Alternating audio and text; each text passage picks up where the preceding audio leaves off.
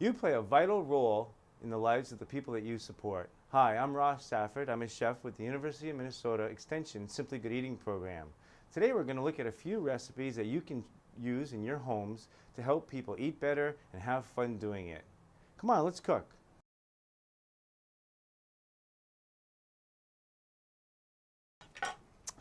First dish that we're going to make today is skillet lasagna. And think of it as homemade hamburger helper. It's really easy, it's fun to make, and it's pretty nutritious too. First thing I want to tell you about is when you're using meat, you want to be very careful not to cross-contaminate. Food safety is very, very important. So keep the meat in the refrigerator until you're ready to use it. We're going to get our stove going here. And for the skillet lasagna, we're going to use a medium-sized onion. When you peel an onion, take off each end. And then the peel should come off pretty easily there. Going to cut it right down the center. When you're cutting, try to make a flat side, and then things don't roll around on you so much. Now, in some of the cooking shows, you'll see that they'll show you to cut an onion down that way, and then they'll actually have you take the knife and cut it this way as well. But you don't really have to do that. It's a good idea to have the knife be going away from yourself all the time. So we're just going to cut this into a small dice. Now we're going to put a couple of teaspoons of olive oil into our pan. I don't always measure, but just for the sake of this video, we're going to carefully measure in 2 teaspoons of olive oil.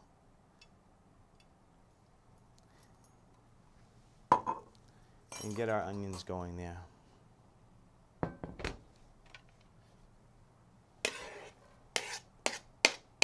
Now while the onions are cooking, I'm going to get out our hamburger. We took the hamburger out of the freezer last night and thawed it in the refrigerator. And that was really important to do. And then once the pan gets hot, we're going to throw that in there and cook up our hamburger as well with the onions. When you're cooking, it's a good idea to use 2 different spoons, and I'll explain why as we proceed with this demonstration. But basically, once we start to prepare this dish, we're going to contaminate 1 spoon with raw hamburger, and so at the end we want to make sure that we're using a second clean spoon. While our onions are going, we can take some garlic, probably 2 cloves of garlic. And the way you peel garlic is this. Take the side of your knife. You don't want to do it like this, right? Take the side of your knife, give it a little slap twice, and the peel comes right off. Now you can use garlic powder, garlic salt, ground garlic that you can buy in a container in the store. I like using fresh garlic that I peel myself. But adding a little bit of flavor without using too much sodium is a really important thing to do. Sometimes in a recipe, it'll call for putting in spices or herbs or garlic twice, once in the beginning and once at the end. And that's because you want to create a different kind of subtlety of flavor, depth of flavor. Now with this recipe, it's pretty straightforward. We got our onions going. We're going to throw our garlic in just a moment here. And we're going to go ahead now and put in our hamburger. Now this hamburger had some numbers on it when I bought it.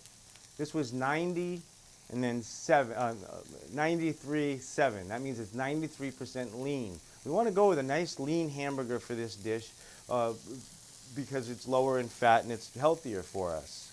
I'm also going to show you how you can take one more step to make the hamburger healthier. We'll put that in there.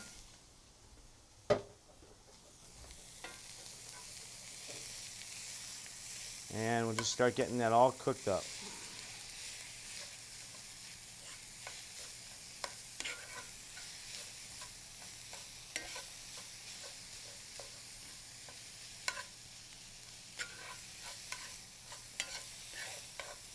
Great. Throw our garlic in.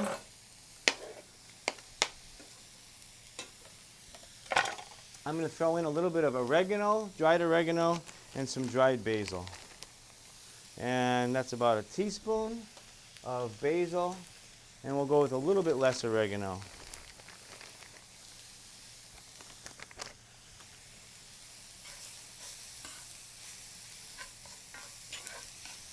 Once our hamburger is completely cooked, we're going to put it into a strainer and get even more of this oil and fat out of the dish. Now, it's an easy extra step to take, and really you don't need to have that extra fat in your diet, and it doesn't really impact the flavor at all. This is a dish that you can really mess around with in terms of spices and add some extra flavor that way. Almost there. You can still see some little bits of pink and red in there. At this time, I'm going to take my spoon and put it into the sink because we're not going to use that spoon anymore. We're going to use a different spoon here. We're going to take our strainer, and here's what we're going to do.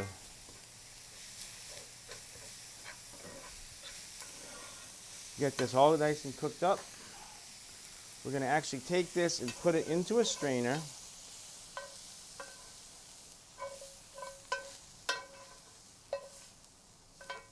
And we're going to get even some more of the oil, the grease, out of this hamburger. Now, for a lot of people, this seems like a really strange thing to do, but just bear with me here for a second. We're going to take this over to the sink, and with some hot water, we're actually going to run some hot water right over this, just get some of that extra fat out. Now, one thing that you can do sometimes is if you're buying some hamburger that has a higher fat content, by rinsing it like this, you make it into a much higher grade, a lower fat, and a much healthier hamburger. So we have our meat all rinsed and ready to go.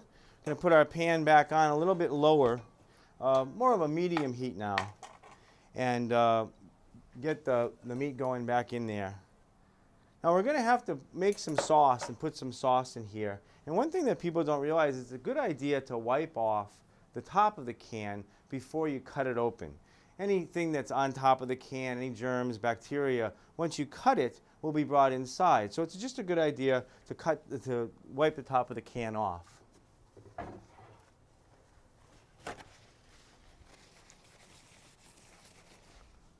We have our meat going in here, and we're going to cut open our can. And this is just plain tomato sauce. And when you're working in your home, if you had canned tomatoes, you could use that instead. You could use tomato sauce, even whole tomatoes. So we wiped off our can, and we got it opened. We have our meat back on the heat here. And so we're going to throw in our tomato sauce. And then we need 1.5 cups of water. And I'm going to rinse out the can when I do that.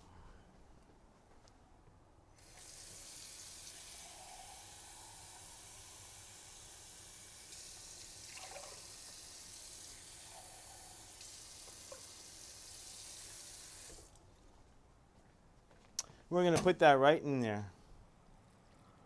Now this is a one-dish meal. I love making this because I really don't like doing dishes that much, and this works out really well. We're going to heat this up, and while that's heating, here's what we're going to do. We have our pasta here, and we're not even going to cook it. We're going to put in about 3 cups of pasta right into this and let it kind of steam in there.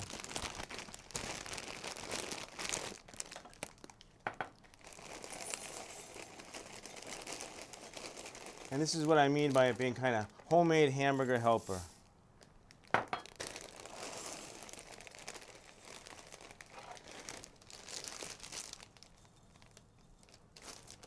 Great.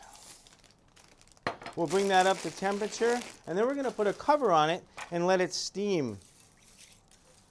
We're going to finish it off with some spinach and some cheese. And the people that you support and you are going to love making this. So as you can see, we have our lasagnas come up to a boil here. And a boil is when you have bubbles active in your sauce or in your soup or in your liquid. So we have this up to a boil now. We want to turn it down to a simmer. Now on this stove, that means we're going to turn it down to about 3.5, and you have to get to know your own stove. But a simmer is an occasional smaller bubble that comes up. And we have that just like that. And we're going to put a cover on top of this, and it's going to take about 6 or 8 minutes for that pasta to soften up a little bit and be just about cooked.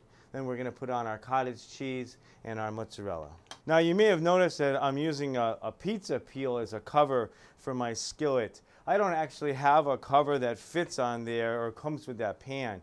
And really you can use aluminum foil, anything that's going to fit fairly well. You want to keep some of the heat in, some of the steam in. What we're actually doing is steaming the noodles rather than boiling them ahead of time.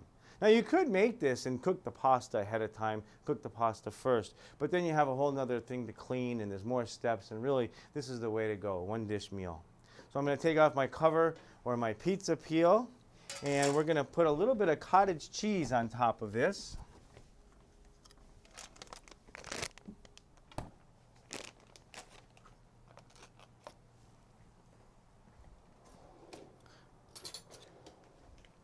Going to spoon that on top.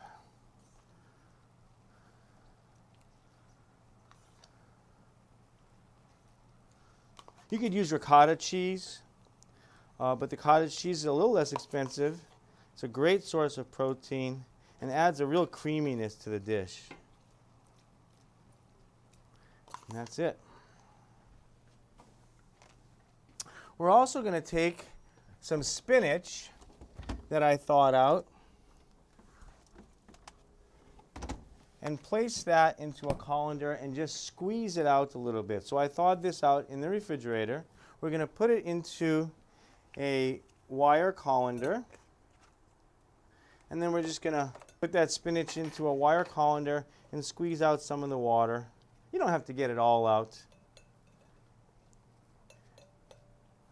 And you could use fresh spinach, but you know what? The frozen spinach is a great product and very readily available year-round. Wonderful for making all kinds of fillings, savories, and it adds a whole other dimension to our skillet lasagna. Now you could put in some slices of zucchini, yellow squash, almost any kind of vegetables can be put in here and just steamed up a little bit.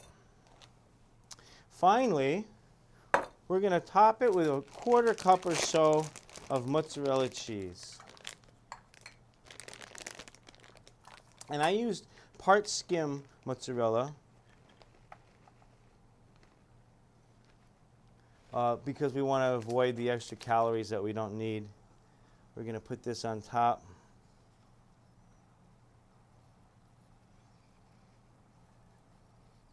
And then put the cover on one more time and let that all melt together, and then we'll have our skillet lasagna.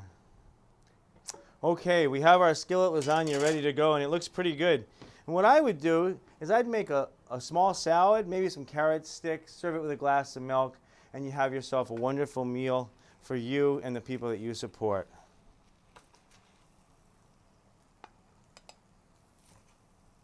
Here you go. Thanks a lot. Hope you enjoyed it.